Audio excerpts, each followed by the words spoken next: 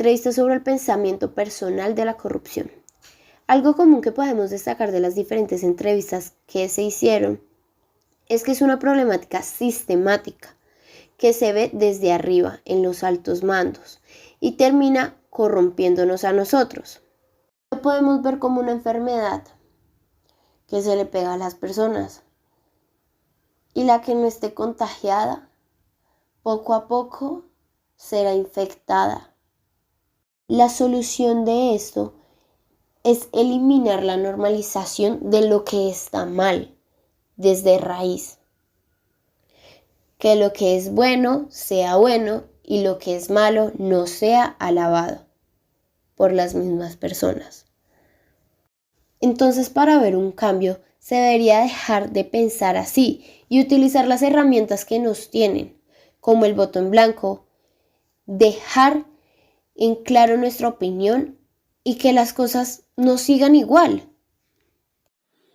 Personajes corruptos a través de la historia. Trajano el publicano. Trajano es un publicano de la antigua Roma en la época de la República. Un publicano es un cargo político que se les daba a unas personas por medio de un concurso para que se encargaran de manejar territorios en específico por medio de la recaudación de impuestos.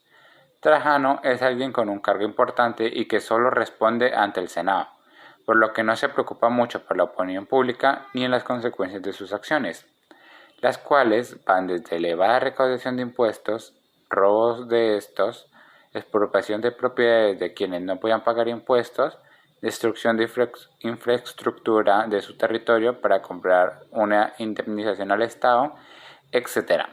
Entonces, la corrupción es algo que le es indiferente, debido que aunque la comete al no responder a quienes le cobra y ser un mal necesario, ya que su puesto era necesario como medida para expandir la república, se siente en total libertad de seguir haciéndolo y no importando los reproches de los demás.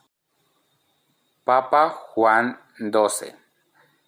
Considerado el peor papa de la historia, fue una persona con un registro innumerable de acusaciones en su contra, entre los que se encuentra el incesto, la prostitución, el homicidio, el sacrilegio, etc. Todo esto mientras tenía y no tenía el poder de papa.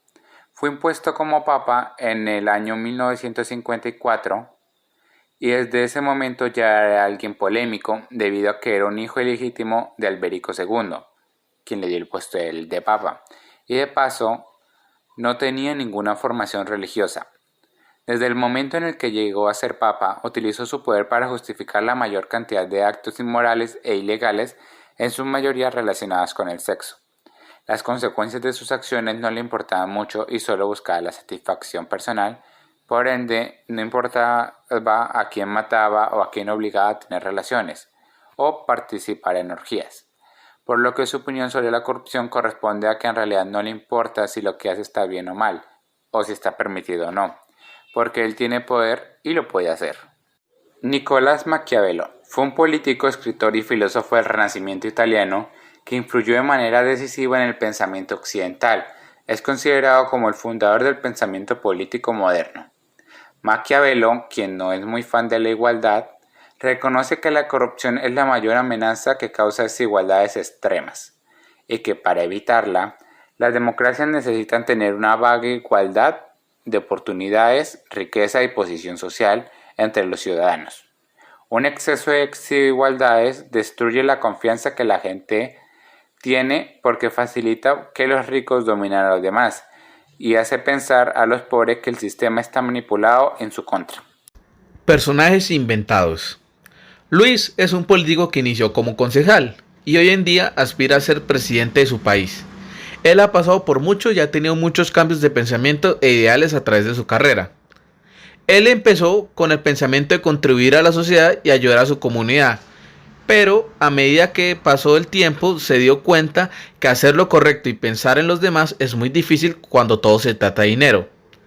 Todo proyecto que él pensó en hacer era rechazado porque no sobornaba a las personas necesarias y nunca pudo avanzar, hasta que simplemente se dejó llevar y empezó a mirar para otro lado. Y eso nos lleva a hoy en día, a su campaña por ser el presidente del país. Él ahora acepta la corrupción como algo necesario y que si no se hace, nada podrá pasar. Y aún así, que sabe que está mal, él niega que haya cometido corrupción. Natalia es una congresista que lleva varios años en dicho empleo.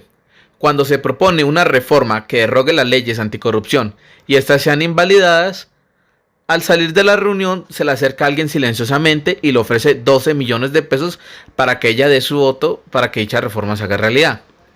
Ella se molesta porque cree firmemente que esta reforma jamás debería ser aprobada, ya que se estaría haciendo vista gorda a una problemática que es evidente y afecta al país. Ella rechaza su oferta y él se va indignado. Unos días después de finadas las votaciones, llega a su casa un comando de policías con una orden de arresto por compra de votos en la anterior asamblea. Desconcertada por esto, simplemente comprende que la corrupción está más vigente que nunca, pero al final se queda con la tranquilidad de que la reforma no haya sido aprobada. Y por último, las conclusiones. Con esta podemos concluir que la corrupción es un problema que se remota hace mucho tiempo y no es nada reciente. Por ser tan antigua, esa se transmitió e interiorizó como un comportamiento leve, pero muy significativo, como por ejemplo no respetar una fila, saltársela, hacer trampa en un examen. Aunque esto no parezca grave, realmente incita y normaliza comportamientos deshonestos que se pueden ir adoptando a los niños que en un futuro terminarán gobernando este país.